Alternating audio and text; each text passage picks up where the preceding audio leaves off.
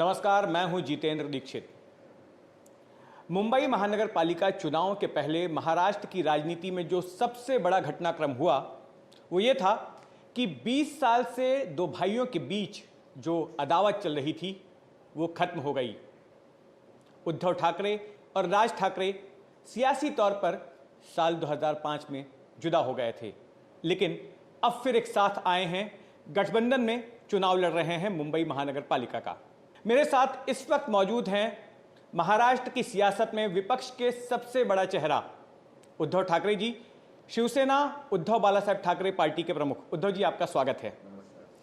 उद्धव जी, हम इस वक्त मातोश्री में बैठे हैं और हमारे सामने बाला साहब का सिंहासन है। मैंने कई बार उनका इंटरव्यू किया जब वो सिंहासन पर बैठे हुए थे। इसी सिंहासन पर बैठकर वो शिवसेना को संचालित करते थे, महाराष्ट्र की राजनीति को प्रभावित करते थे। और अगर पार्टी की बात करें तो 1994-95 से लगातार 2017 तक शिवसेना का महापौर चुना गया। क्या अगला महापौर भी शिवसेना का होगा? आपका अपना आकलन क्या है? आपका ये गठबंधन कितनी सीटें हासिल कर पाएगा? कितने सीटें हासिल करेंगे ये तो आंकड़ा मैं कभी लगाता नहीं, लेकिन हमारा महापौर बनेगा जरूर। और बनेगा मतलब मुंबईकर बनाएंगे। आज तक उनका जो अनुभव है, ये जो चुनाव है, मैं तो अभी कुछ सभा तो मेरी हुई है, कल की भी भारी बड़ी जनसभा आपने देखी होगी। मैं तो बीजेपी को चुनौती देता हूं कि ऐसा एक चुनाव वो दिखाए कि उसमें उन्होंने हिंदू मुस्लिम ना किया है। ये तो म्युनिसिपैलिटी का चुनाव है, गटर मीटर वाटर जिसको कहते हैं, तो उसके बीच में ये मजहब की लड़ाई क्यों करते हो, भाषा की लड़ाई क्यों कराते हो? हमने तो मुंबई आज तक संभाली है। ये जैसे मैंने एक बुक बनाया है जिसपे हमने, आज भी आप देखते होंगे कि होर्डिंग्स मराठी में लगाए, होय हे आम्ही केलं। बीजेपी के होर्डिंग पर क्या है? जो हम में से निकल कर गए हैं गद्दार, उनके होर्डिंग पर क्या लगाया है? कोस्टल रोड हमने बनाया। बाकी सारे अन्य बहुत सारी चीजें जो हमने यहाँ दी है वो मुंबई की सेवा के लिए हमने की। फिर ये जो मुंबई मॉडल एक किताब मैंने बनाई है, आपने देखा होगा कि मुंह पे मास्क है, मतलब एक कोरोना का समय। तो कोरोना के समय मुंबई मॉडल जिसकी प्रशंसा पूरे दुनिया में हुई, सुप्रीम कोर्ट ने उसकी सराहना की, न्यूयॉर्क टाइम्स, WHO। तो उस वक्त बीजेपी वाले क्या कर रहे थे? गंगा में तो लाशें बह रही थी, बड़ी शर्मनाक बात थी वो। गुजरात में तो चिताएं जल रही थी। तो उस वक्त हमने जात पात या मजहब या भाषा की बात नहीं की, सबको हमने सेवा देने की कोशिश की। और कोस्टल रोड भी हमने बनाया है, उसके ऊपर कई बोर्ड नहीं लगाया कि इसी भाषा के नागरिक यहाँ से जाए। जो पानी आ रहा है घर घर में, तो ये पानी सिर्फ इनके मराठी के घर में, इसके घर में, ऐसे नहीं है, सबको दे रहे। तो स्कूल एजुकेशन की बात करें तो उसकी जो इम्प्रूवमेंट की है, मुंबई महापालिका शायद एकमेव महापालिका ऐसी होगी पूरे देश में जो 8 अलग अलग भाषाओं में जो अपने विद्यार्थी हैं उनको शिक्षा देती है। फिर वर्चुअल क्लासरूम है, ई-टैब है, काफी सारी चीजें, ICSE, CGSE, ये सारे बोर्ड्स उसमें लाए हमने। तो हॉस्पिटल में सुधार किया, बहुत सारे काम किए। उद्धव जी, आपसे जानना चाहेंगे कि पीछे की कहानी क्या है आपके और राज्य के साथ में आने की। एक वक्त तो ऐसा आया था, मैंने यही मातोश्री में आपका इंटरव्यू किया था 2012 में, जब आपसे मैं और बाकी पत्रकारों ने भी ये सवाल किया था कि ये शिवसेना के अस्तित्व की लड़ाई है, शिवसेना का अस्तित्व खतरे में पड़ गया। और उसके पीछे लोग बोल रहे थे कि MNS जिम्मेदार है, MNS की वजह से बहुत नुकसान पहुंचा था आपकी पार्टी को। अब जो आपका सबसे बड़ा प्रतिद्वंदी था एक वक्त में, आज आपके साथ में है, तो इसके पीछे ये सवाल आपने कब पूछा था मुझे? 2012 में। आज कौन सा साल चल रहा है? आज 2026 है। तो भी मैं आपके सामने बैठा हूँ शिवसेना के रूप में। जी बिल्कुल। तो वही मुझे जानना है तो कि वही मैं कहता हूँ कि ये इतना बड़ा खतरा था, आज वही खतरा नहीं।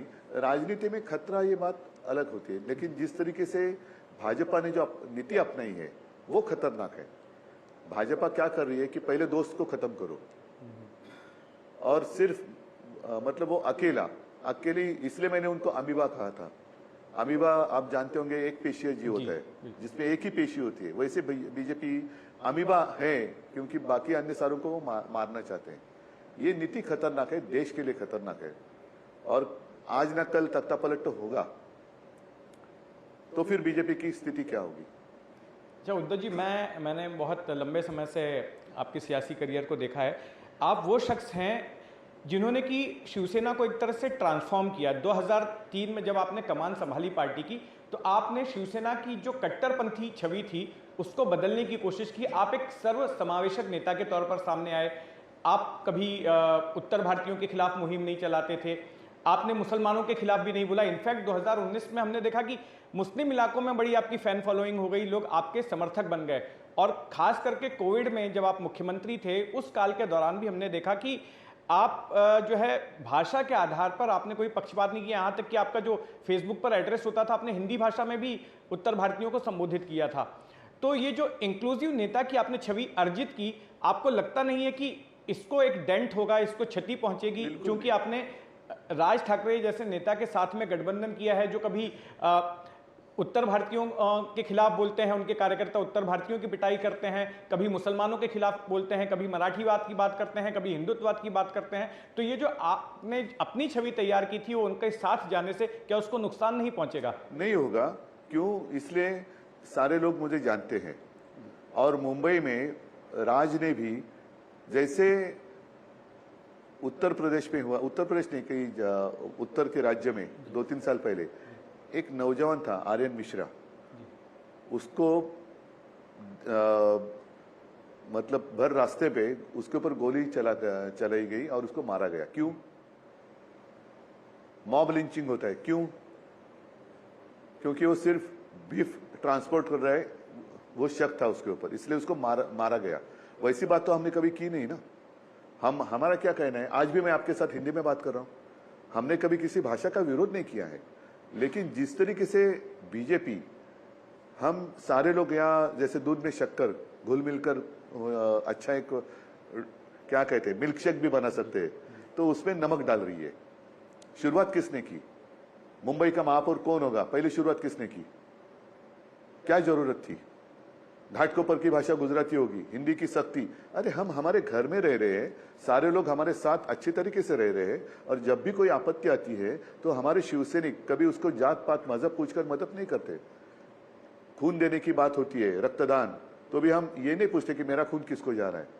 कोरोना की बात करें तो मैंने मेरा कर्तव्य निभाया, और उस वक्त मैंने कहा ना, कई बार कहा कि गंगा में जो लाशें बह रही थी वो क्या हिंदुओं की थी कि मुसलमानों की थी?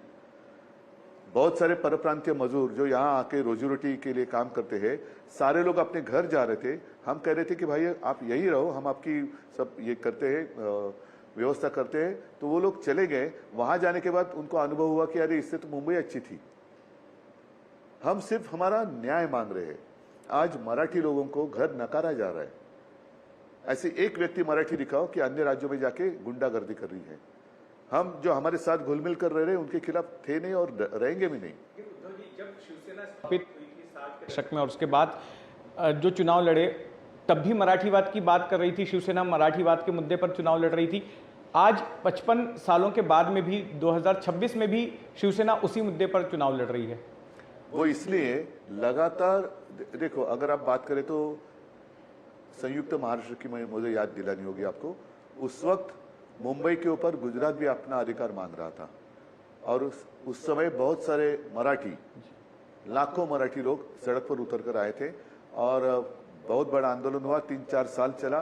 100 से भी ज्यादा 107 लोगों ने शहादत दी, और उसके बाद मुंबई महाराष्ट्र को मिली।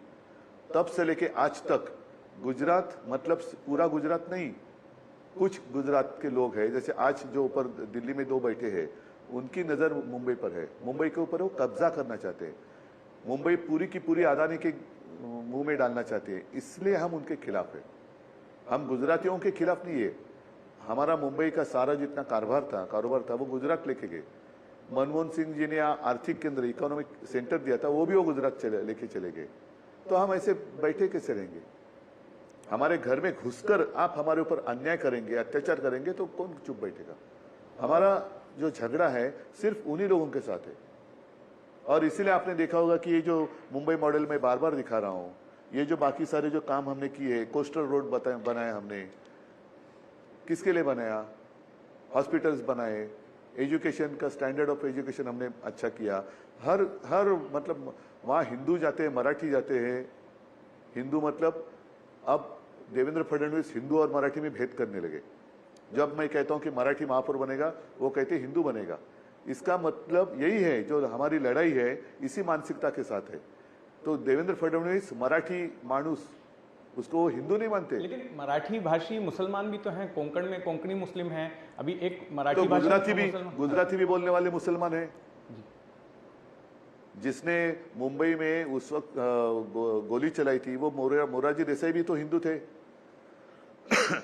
लेकिन ये बात हम हमारे घर में कर रहे हैं ना। और मराठी महापौर आज तक हमने 23 से भी ज्यादा महापौर दिए, उसके बावजूद हमने किसके ऊपर अन्याय किया, ऐसे एक उदाहरण मुझे दिखाओ। एक सवाल उद्धव जी, जो निर्विरोध जीत कर आए हैं, अनपोस्ट जीत कर आए हैं बहुत सारे महायुति के उम्मीदवार, जहां पर उन उम्मीदवारों के खिलाफ आपके गठबंधन की तरफ से या आपके सहयोगी पार्टियों की तरफ से कोई था ही नहीं, ऐसे लोग नहीं था, लेकिन उनको डरा धमका कर वापस लेने के लिए मजबूर किया गया।